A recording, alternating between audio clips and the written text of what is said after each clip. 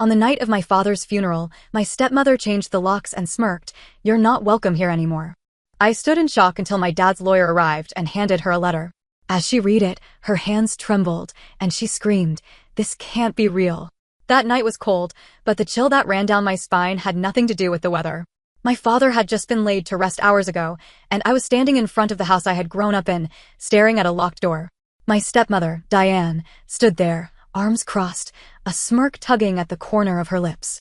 "You're not welcome here anymore," she said, voice dripping with satisfaction. I blinked. For a moment, I thought I had misheard her. This was my father's house. The house where I took my first steps, where I celebrated birthdays, where my father and I had made countless memories. And now, I was being shut out like a stranger. "You changed the locks?" My voice came out quieter than I expected. She shrugged, as if this was just some minor inconvenience for me, like forgetting my keys. "I thought it was best," she said. "This is my house now." Anger flared in my chest. My father had passed away less than 24 hours ago, and she was already trying to erase me from his life. But before I could say another word, headlights flashed across the driveway. A sleek black car pulled up, and out stepped Mr. Caldwell, my father's lawyer. Diane's smirk wavered. Mr. Caldwell didn't even acknowledge her at first. He walked straight up to me, his face unreadable. "I was hoping to do this in a more civilized setting," he said, then turned to Diane. "But I suppose this will do." Diane's smug expression faltered further. "What are you talking about?" Without a word, Mr. Caldwell pulled out a thick envelope and handed it to her. She snatched it from his hand, her fingers trembling slightly as she tore it open. As her eyes skimmed the first few lines, her face went pale. Then, suddenly, she let out a strangled laugh. This can't be real," she shrieked, shaking the paper as if that would make the words change. Mr. Caldwell adjusted his glasses and gave her a look of pure indifference. "Oh, it's very real," he said. "And I'd advise you to read all of it before you make any more poor decisions." I watched as Diane's eyes darted across the pages, her breathing growing heavier. Her hands clutched the paper so tightly I thought she might tear it apart. Then, with a choked gasp, she stumbled back against the door. "What did it say?" I asked, my heart pounding. Mr. Caldwell turned to me, his gaze steady. "Your father had a final say in matters," he said. "And it seems your stepmother was under some incorrect assumptions about her position." Diane suddenly spun towards him, her face red with rage. "This is a lie. He promised me everything." Mr. Caldwell sighed, as if this was all terribly exhausting. "Your husband made some last-minute amendments to his will," he said. "And as per his wishes, you are to vacate this house immediately. It no longer belongs to you." Silence fell. I looked at Diane, watching as the reality of the situation settled into her. Her chest rose and fell rapidly, her hands gripping the doorframe like she was trying to keep herself upright. "No," she whispered, her voice barely audible. "No, no, no." I crossed my arms. "Looks like I'm the one who's welcome here," I said. Mr. Caldwell gave me a small nod. "Indeed." But Diane wasn't done. She let out a guttural scream and tore the letter in half, then in half again, as if destroying the paper would somehow undo its contents. "I won't leave," she screeched. "I deserve this house. I was his wife. He loved me." Mr. Caldwell, unfazed, simply pulled another copy of the letter from his briefcase.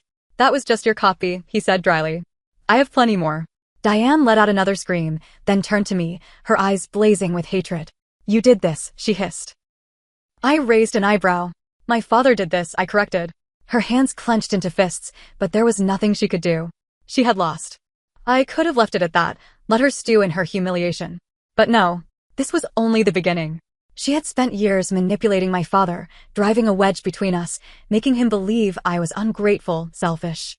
And now, she was about to learn what real consequences felt like. I stepped forward, leaning in just enough so that only she could hear me. "This is just the start," I said. And from the way her eyes widened in fear, I knew she believed me.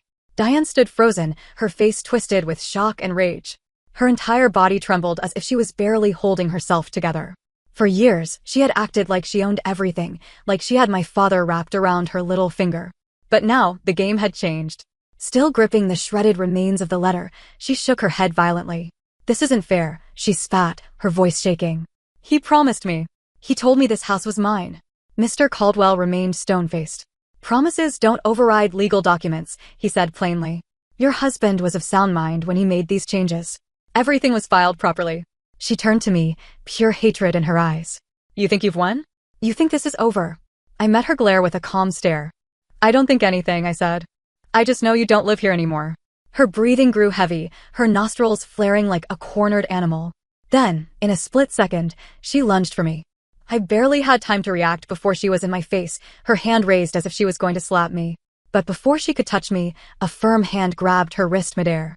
It was Mr. Caldwell. "Don't," he warned, his voice like steel.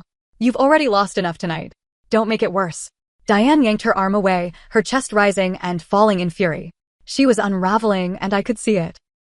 She turned away from me, pacing in circles like she was searching for a way out of this nightmare. Then, suddenly, she stopped. A strange calm washed over her face. She smiled. I knew that look. It was the look of someone who had just decided to do something reckless. "Fine," she said, her voice eerily smooth. "If that's how it is, I'll leave." The way she said it made my stomach turn. I didn't trust her. She turned on her heel and marched toward the garage. I followed cautiously, not letting her out of my sight. She reached for the keypad beside the garage door and punched in a code. The door rumbled as it started rising. And then I saw it. Inside the garage, my father's vintage Cadillac, the one he had spent years restoring, was already packed with bags. Suitcases, boxes, even some of my father's personal belongings. She had planned this. She was going to rob the house blind. I felt my stomach drop. "You were going to take his things," I said, my voice barely above a whisper. Diane turned to me, her smile widening. "I am taking his things," she corrected. "You can't stop me." But she was wrong. Before she could grab another bag, Mr. Caldwell pulled out his phone. "I'll be calling the police now," he said casually. "Since you're attempting to steal estate property." Diane's smile disappeared in an instant. "You wouldn't dare," she hissed. Mr. Caldwell raised an eyebrow. "Try me." Panic flashed in her eyes, but she quickly masked it with anger. "You can't do this to me," she screamed. "I gave up everything for your father." I cut her off. "No, Diane. You took everything. And now you have nothing." She let out a guttural sound, somewhere between a sob and a growl. Then, with shaking hands, she grabbed her keys and stormed toward the car. And then another twist. The garage door had fully opened now, and parked in the driveway, blocking her in, was a police cruiser. I didn't call them. Mr. Caldwell didn't call them. But someone had. And from the look of pure terror on Diane's face, she knew why they were here. 2 officers stepped out, their faces unreadable. One of them spoke into his radio before turning to Diane. "Ma'am," he said firmly, "we need to have a conversation." Diane went rigid. Her mouth opened, but no words came out. Then, before I could even process what was happening, she turned on her heel and ran. She ran. Straight through the yard, into the dark, barefoot and desperate. One officer sighed and started after her, while the other turned to me. "Are you the homeowner?" I glanced at Mr. Caldwell. He gave me a nod. "Yes," I said, finally letting the word sink in.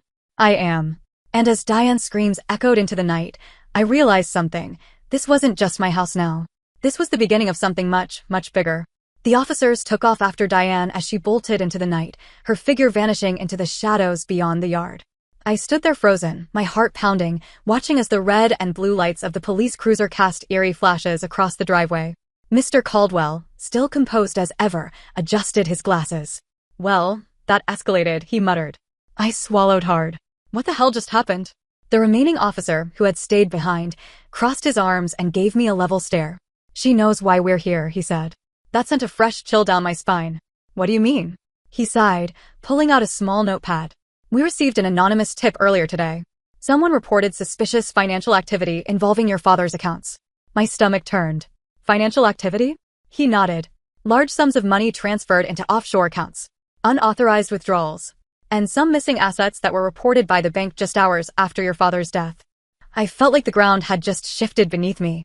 "You're saying Diane was stealing from him?" The officer exhaled through his nose. "We're saying there's a strong possibility of financial fraud and maybe more. Your father was sick for a while, right?" I nodded slowly. The officer's expression hardened.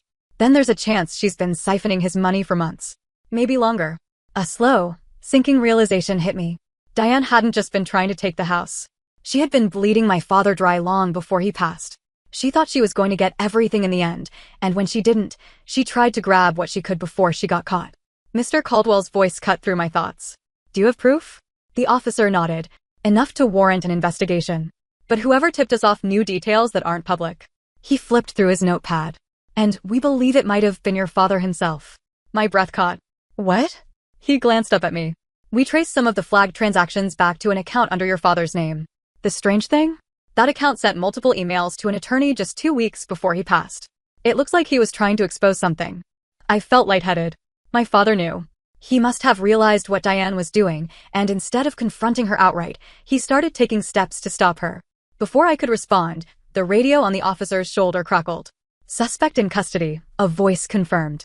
I turned my head in time to see the second officer dragging Diane back toward the driveway. She was kicking and screaming, her face twisted with fury. "You think this is over?" she shrieked, her voice hoarse from rage. "You think you've won?" I didn't say a word. I just watched as she thrashed in the officer's grip, her once perfect appearance now a mess of tangled hair and wild eyes. "You'll regret this," she screamed. "I know things. I know secrets." That made me pause. Mr. Caldwell frowned. "What secrets?" Diane let out a hysterical laugh. "Oh, you'll find out soon enough," she spat. "Your father wasn't the man you thought he was." I clenched my jaw. I didn't know if she was bluffing or if she really did have something to hold over me. But one thing was certain, she was desperate. And desperate people do dangerous things. The officer shoved her into the back of the cruiser and slammed the door shut. As the car pulled away, Diane's face was still twisted with fury, her eyes locked onto mine until she disappeared down the street. The silence left behind felt suffocating. Mr. Caldwell cleared his throat. "She's bluffing," he said, though I wasn't sure if he believed that himself. I turned to him. "What if she's not?" He adjusted his tie. "Then I suppose we're about to find out." And I had a terrible feeling that this wasn't over. Not even close. Final confrontation the next few days were a blur of legal meetings, financial audits, and endless questions from the police.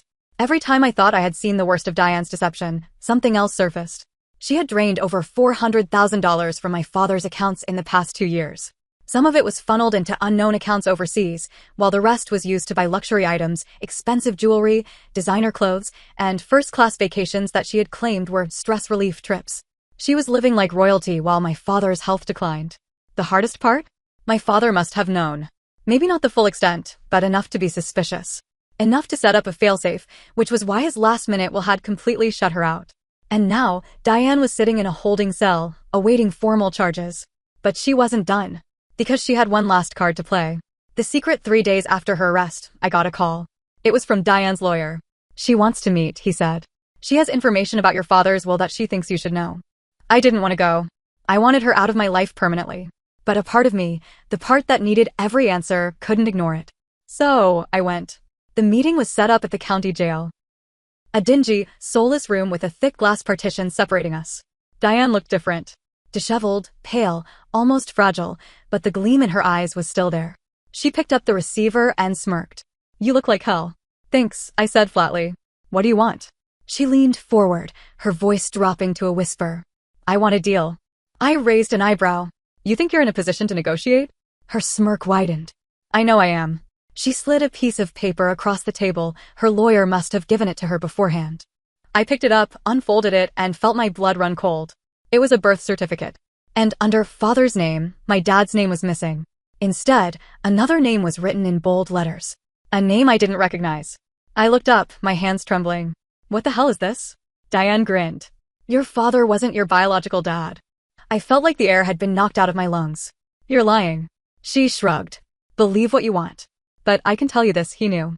He always knew. And he never told you." My mind was racing. This couldn't be true. My dad was my dad. He had raised me, cared for me, protected me. But Diane was too smug, too confident. "Why are you showing me this?" I asked, my voice barely above a whisper. She tilted her head. "Because I want something in return. Drop the charges. Let me walk away." I stared at her in disbelief. "You stole from him. You let him die thinking you loved him, while you were emptying his bank accounts behind his back. And you think I'm going to make a deal with you?" She leaned in, her voice venomous. "If you don't, I'll make sure everyone knows. I'll ruin his name. People will think he was a fraud, a liar. The devoted father who lied to his only child." I clenched my fists. She was evil. But she was also right about one thing. I had no idea if my father had planned to tell me the truth. Maybe he took it to his grave. Maybe he thought it didn't matter. And now, I was the one left holding the weight of his secret. The breaking point, I stood abruptly. "You can tell the whole world, for all I care," I said, my voice shaking. "It doesn't change who he was to me. It doesn't change what you did. You think you have power here, but you don't." Diane's smirk faltered. "I'd rather live with the truth than let you walk free," I continued. "So go ahead. Scream it from the rooftops. But when you do, just remember, You are the one sitting in a jail cell. Not me. Her hands tightened around the phone. You think this is over? She hissed. I let out a slow breath. Yeah, I do. And for the first time, I truly meant it. I hung up the phone, walked out of that room, and didn't look back. Diane was officially charged with fraud, theft, and financial exploitation. She pled guilty to some of the charges in exchange for a reduced sentence, but she wasn't getting away clean. She was sentenced to 7 years in prison, with no possibility of parole for at least 5. She didn't get the house. She didn't get my father's money. She lost everything. As for me, it took time to process everything.